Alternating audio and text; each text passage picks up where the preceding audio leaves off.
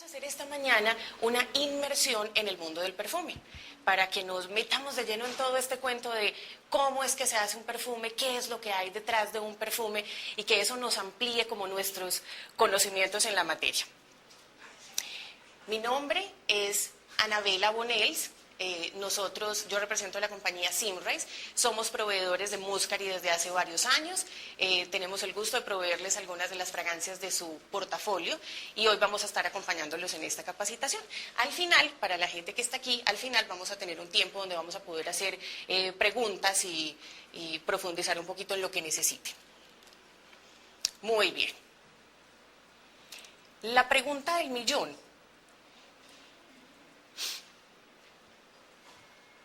La pregunta del millón, ¿de dónde sale el perfume?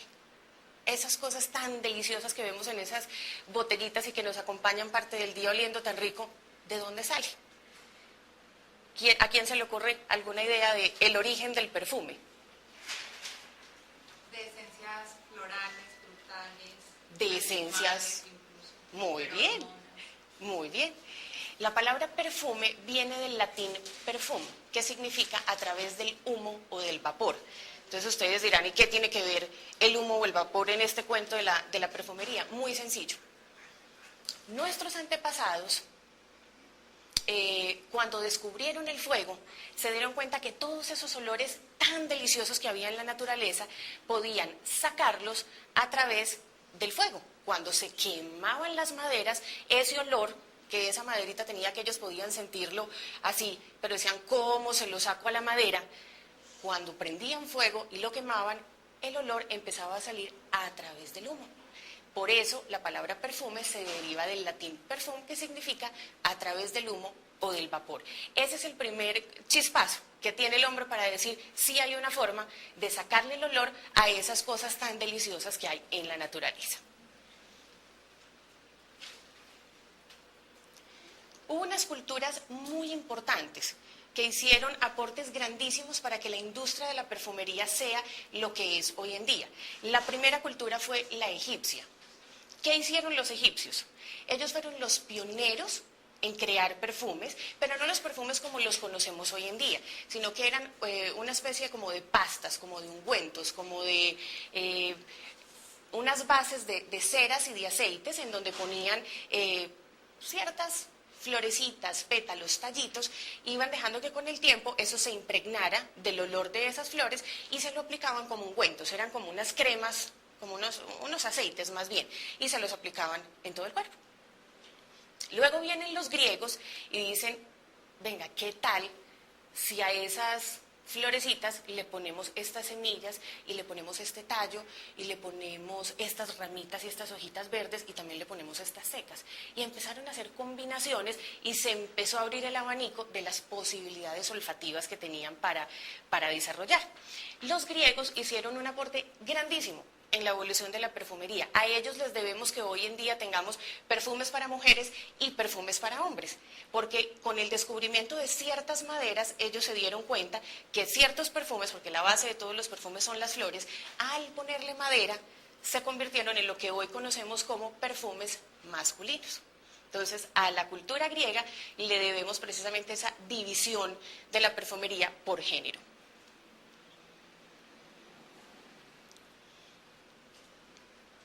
Otra cultura que hace un importante aporte es la cultura romana.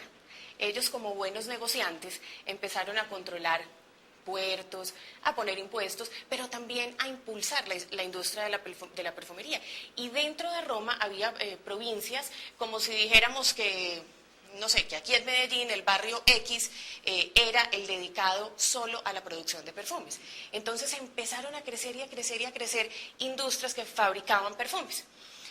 Decae todo este impulso que cogió la perfumería porque la Iglesia Católica condenó el uso del perfume en esa época. El perfume tiene una connotación de sensualidad y la Iglesia dijo, mujer que se perfuma igual a mujer de la vida alegre. Entonces ninguna mujer se quiso volver a perfumar. Eso duró varios tiempos hasta que cuando aparece el tabaco, el olor que el tabaco dejaba era tan molesto en la ropa, en el cabello, en los ambientes, que se hace lícito volver a utilizar el perfume como una manera de enmascarar esos malos olores que el tabaco dejaba. Y bueno, si recordamos en Europa en esa época, pues la rutina de aseo no es como hoy podemos gozarla, hoy en día aquí que podemos bañarnos todos los días, que tenemos cantidades de productos, de jabones. En esa época no, entonces casi que el perfume era el único cosmético que tenía que enmascarar todos los olores del cuerpo, eso incluye desde los pies hasta la cabeza. Bueno, América también hizo un aporte muy importante, sin saberlo. América, con el descubrimiento, se llevaron sustancias de aquí hacia Europa que en ese momento no se daban allá. El cacao, el bálsamo del Tolú, cantidades de sustancias que allá no se daban, se llevaron desde América y ese fue el gran aporte silencioso, digo yo, del continente americano para el desarrollo de la industria de la perfumería. Finalmente, los franceses son los que rematan dándole como el impulso final y se vuelve una actividad propia de las cortes. No sé si recuerdan la corte de Luis XV. A la corte de Luis XV se le decía la corte perfumada. Ellos se encargaban de impulsar cantidades de industrias en la perfumería. Y así fue evolucionando hasta lo que conocemos hoy como industrias de perfumería.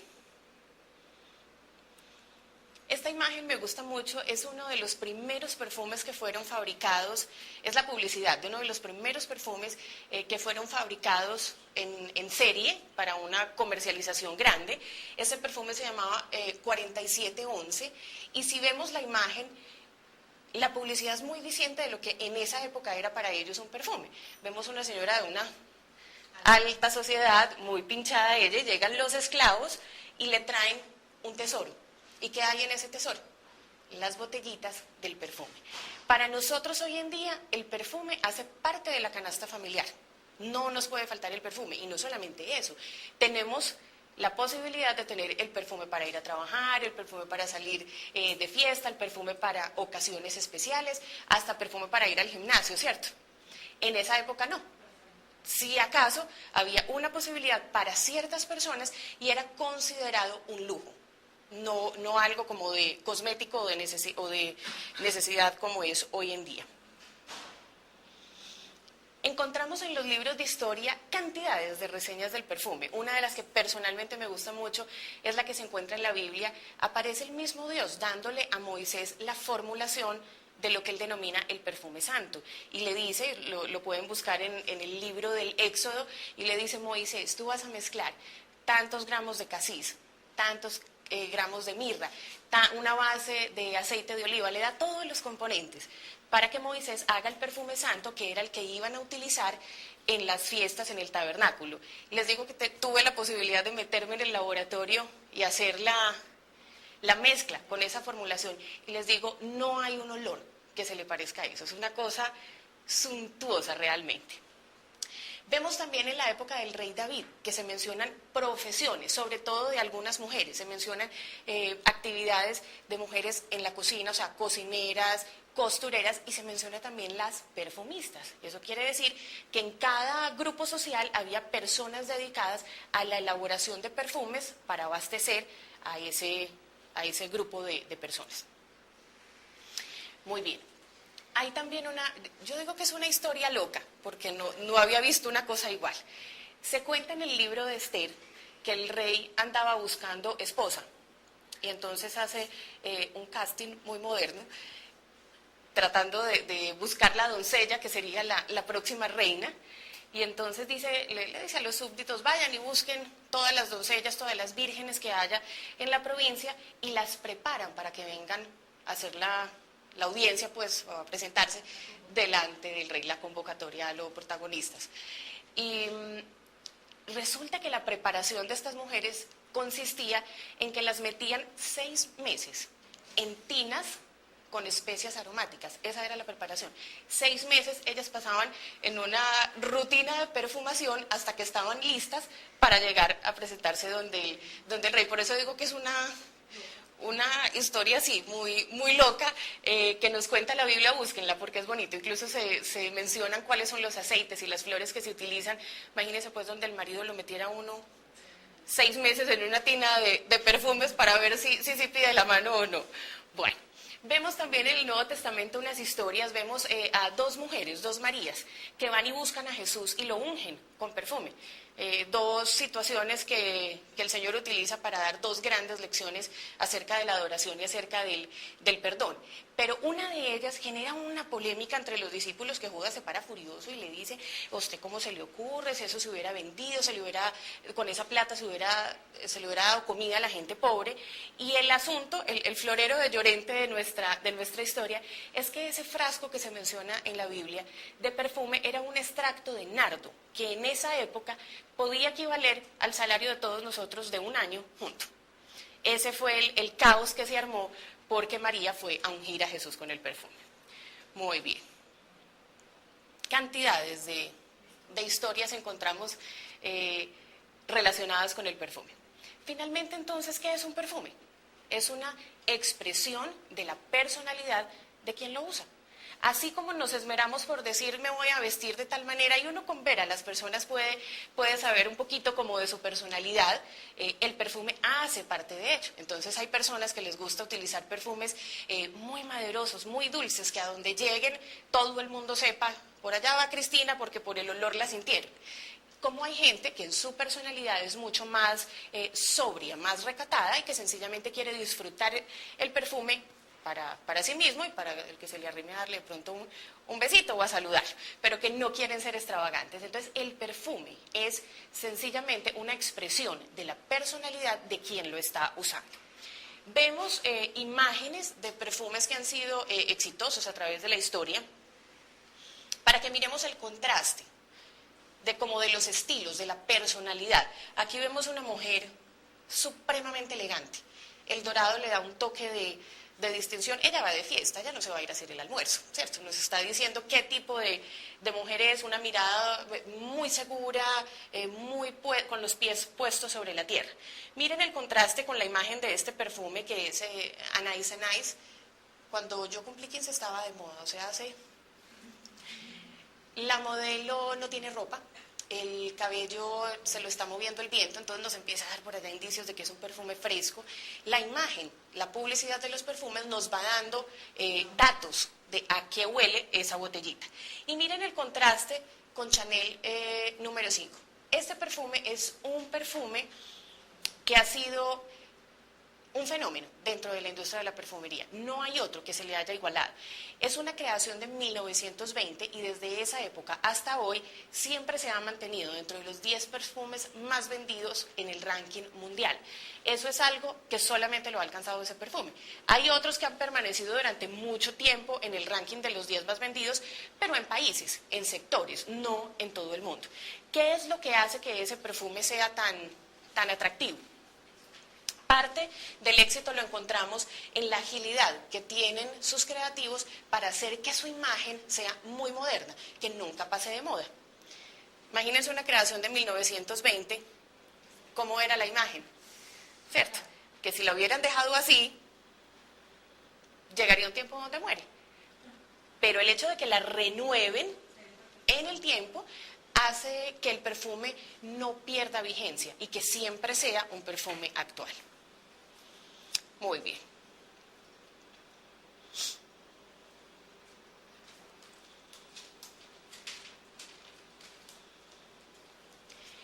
Esta es una pregunta muy frecuente que nos hacen con relación a la perfumería, y es: ¿cuál es la relación entre la perfumería y la moda? ¿Por qué las altas casas de costura siempre están lanzando perfumes? Bueno, van de la mano. Las altas casas de costura siempre lanzan, con su colección de prendas, lanzan su colección de perfumes.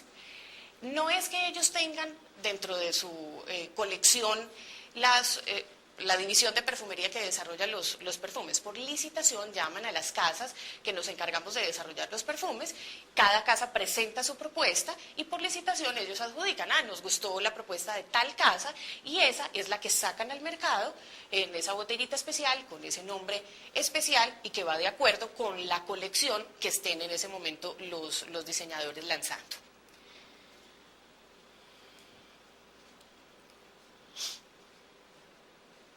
Muy bien, eso es a grandes rasgos un poquito de la historia de la perfumería. ¿Cómo es que funciona nuestra nariz? Porque si no entendemos cómo funciona nuestra nariz, no va a ser tan fácil hacer ventas exitosas de perfumería. El sistema olfativo del ser humano tiene en esta partecita de la nariz, aquí, como en esta partecita, alrededor de 10 millones de células olfativas, que son como unos pelitos diminutos, pues no los alcanzamos a percibir a simple vista. ¿Qué es lo que hacen esos pelitos diminutos? Cuando están en contacto con un objeto que emita olor, recogen el olor y lo llevan a esta parte del cerebro que se llama el sistema límbico. ¿Qué es lo que hace el sistema límbico? Almacena, guarda, archiva, ese es el disco duro donde se guardan los olores. Yo no necesito traerles una fresa o traerles un mango para que ustedes sepan a qué huele, ¿cierto? El contacto con las frutas a través de la vida, pues va almacenando, este es el olor de la fresa, ¡prum!, y lo codifica en el cerebro. Este es el olor del banano, ¡prum!, lo codifica en el cerebro. Este es el olor del odontólogo, que a muchos les pasa, y lo codifica en el cerebro, ¿cierto? Y resulta algo muy especial. En esta parte, también en el sistema límbico, es donde los seres humanos almacenamos las emociones. Por eso es imposible, y pónganme mucho cuidado en esto, es imposible tener un olor y que pase desapercibido, porque automáticamente el cerebro está haciendo un clic de asociación con lo que tenemos almacenado en esa memoria olfativa. Entonces, por eso ustedes van a encontrar personas que dicen, ay, este perfume me huele, ay, como a mi abuelita, me trae como recuerdos tan agradables. Como hay personas que dicen, no, ese perfume jamás lo compraría porque así se perfumaba fulanita de tal, la que me quitó el novio cuando estaba en sexto de bachillerato. Empieza uno a encontrar cantidades de historias locas asociadas con el perfume. Por eso, cuando estamos vendiendo un perfume, si la persona lo huele y automáticamente en su memoria olfativa hay algo que le dice, esto no es agradable, no le insistamos, porque por más de que se le diga que es el último lanzamiento, el último grito de la moda, que tiene tales características, esa persona automáticamente va a decir no. ¿Por qué? Porque lo asocia en su memoria olfativa con algo que no es agradable para esa persona.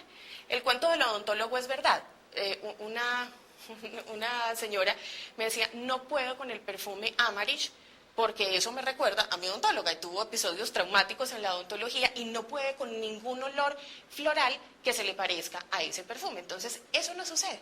O no sé si les ha sucedido con ciertos olores que les recuerdan lugares o momentos especiales, el día del matrimonio, el día del grado, el paseo en la finca, unas vacaciones en tal parte. Entonces uno huele una fragancia de coco y dice, playa, las últimas vacaciones, qué dicha irme para el mar. ¿Por qué? Porque todo eso está almacenado en la memoria olfativa.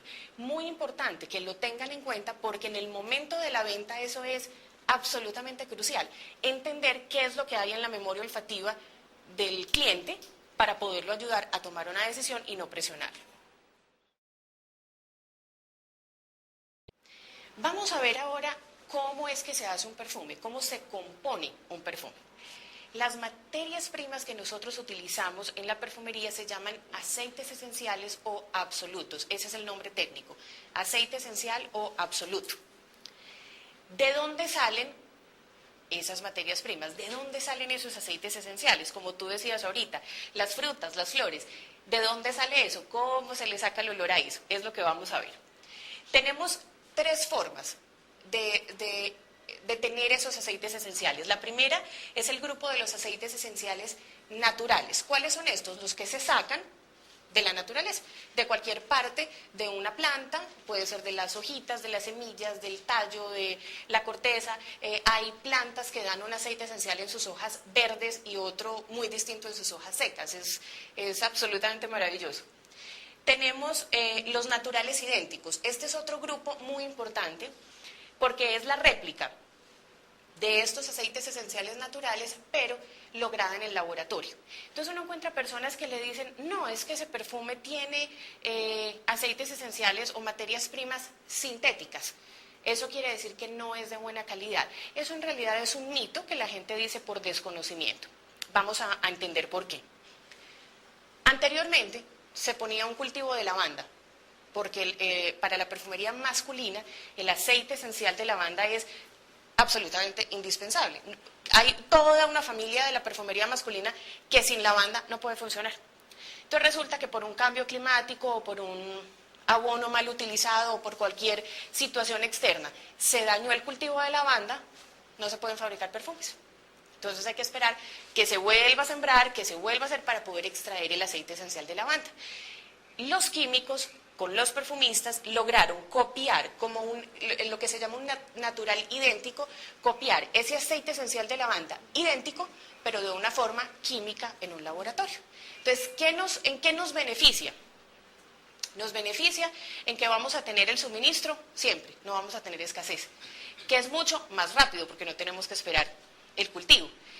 Que el resultado es completamente estándar, porque aún en estas cosas que vienen de la naturaleza, un lote puede salir diferente porque salió el limón más amargo o más amarillo. Hay cambios que son imposibles de controlar, que con un natural idéntico sí se puede tener bajo control.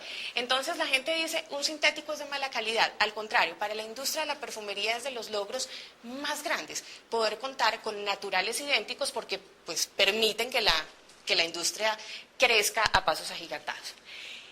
Y los que se llaman aceites esenciales sintéticos son creaciones que hacen los perfumistas y los químicos en el laboratorio que no necesariamente están inspirados en la naturaleza. Entonces son olores, fantasía o efectos que se crean para darle ciertos matices a los perfumes. Por ejemplo, de las últimas familias olfativas que son las ozónicas, son familias que tienen dentro de su composición efectos de estos sintéticos que evocan metal, por ejemplo.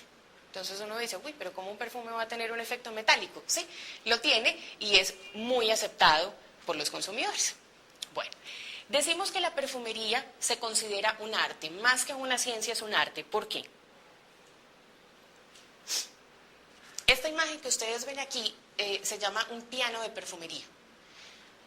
Así como en la música, uno coge un piano o una guitarra y tiene 7 notas básicas para componer do, re, mi, fa. Y de esas 7 notas básicas, ¿cuántos géneros musicales existen? Una cantidad. En la perfumería sucede lo mismo, la diferencia es que no son 7 notas, sino más de 3.000. Entonces, imagínense el alcance que tiene esta industria tan absolutamente asombroso. ¿Cómo se hace una fragancia? El perfumista se sienta porque va a crear algo de su propia iniciativa o porque algún cliente le solicita, queremos un perfume para tal producto con tales características, ¿y qué es lo que él tiene? Una balanza, un beaker que es un frasquito, un mezclador de vidrio, y él empieza a componer, exactamente igual como sucede en la música. Entonces, desde allá ustedes deben estar viendo punticos, cada puntico negro de estos es una materia prima diferente. ¿Qué es lo que hace el perfumista? Se sienta a componer, entonces coge unas notas de rosa, con otras de jazmín, con otras de ylang ylang, y ahí tiene lo que se llama un acorde floral. Después le pone unas notas de bergamota, con unas notas de limón, ahí tiene un acorde cítrico, y empieza a mezclar acordes hasta que logra componer su perfume. Entonces, por eso decimos que se considera un arte. No cualquiera coge un instrumento musical y logra componer una canción, ¿verdad? Lo mismo sucede en perfumería. No cualquiera que se sienta en un piano de perfumería logra sacar un perfume que sea agradable, exitoso y con una aceptación masiva.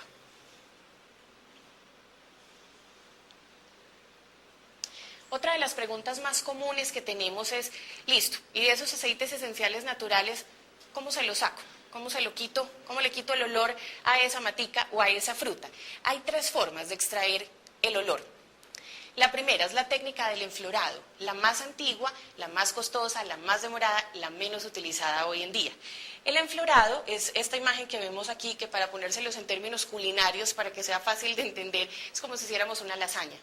Una capa de grasa vegetal inolora, una cama de pétalos o de tallos o de la flor que se vaya a extraer, otra de grasa, otra de pétalos y así sucesivamente. Y esto se arruma y puede pasar meses esperando a que ese aceite se impregne del olor de la flor.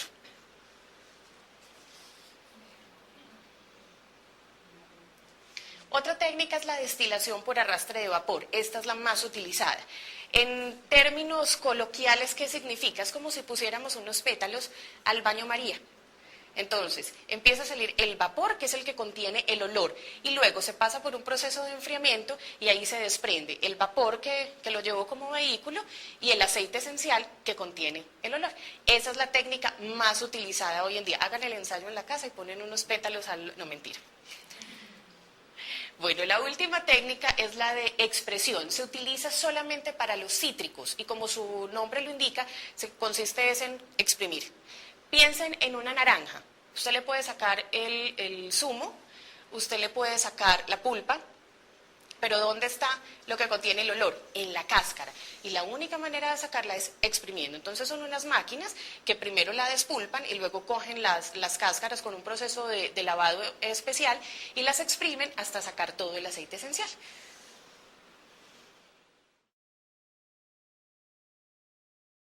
Bueno, para algunos de ustedes, estas torrecitas, estas pirámides ya son conocidas. ¿Para qué sirven o qué es lo que quiere decirnos un triángulo de estos? Los perfumes los graficamos en triángulos, ¿por qué? Porque su composición nos permite como tres grandes grupos de notas. Cuando hablamos de un perfume como los de Muscari, la fragancia de ese perfume, cualquiera de los de Muscari, tiene en promedio 250 componentes, 250 aceites esenciales que logran esa composición armoniosa para que ese perfume llegue a ser lo que es. Entonces, esos 250 tratamos los más predominantes, tratamos de graficarlos en un triángulo. Cuando yo destapo un perfume, siento un olor. Después de 2 horas estoy sintiendo una ligera variación. Después de 4 horas el perfume no me huele igual a como olía recién me lo apliqué. Y eso es normal. Es como una canción. Imagínense ustedes que escucharan una canción que sonara la misma nota, la misma estrofa durante 5 minutos. Sería absolutamente desagradable y cansona. Lo bonito de la perfumería es precisamente esos matices que van cambiando durante el tiempo que uno tiene el perfume aplicado. Decimos que entre la primera y la segunda hora de aplicación del perfume estamos viendo las notas de salida, o sea, las características predominantes de la salida que por lo general son los cítricos.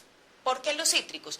Porque el peso molecular de esos aceites esenciales es el más ligero, el más liviano. Entonces, cuando yo hago el push en el perfume, esos son los primeros que se volatilizan, entonces son los primeros que la nariz está percibiendo. Entre la hora 2 y la hora 4 están lo que denominamos las notas de cuerpo o las notas medias. Por lo general, ahí encontramos las flores, todo lo que son notas florales.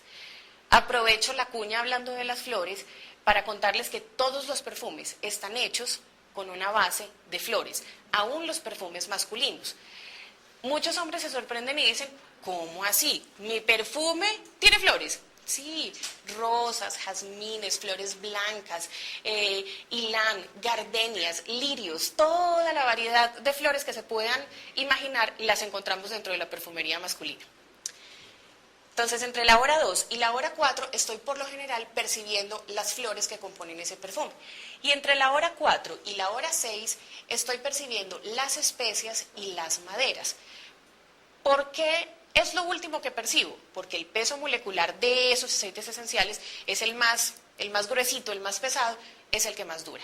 No sé si les ha pasado que se ponen un abrigo, se aplicaron el perfume y aún una semana después van a sacar el abrigo y todavía huele a perfume. Bueno, no es que huela al perfume completo. ¿Qué es lo que le quedan?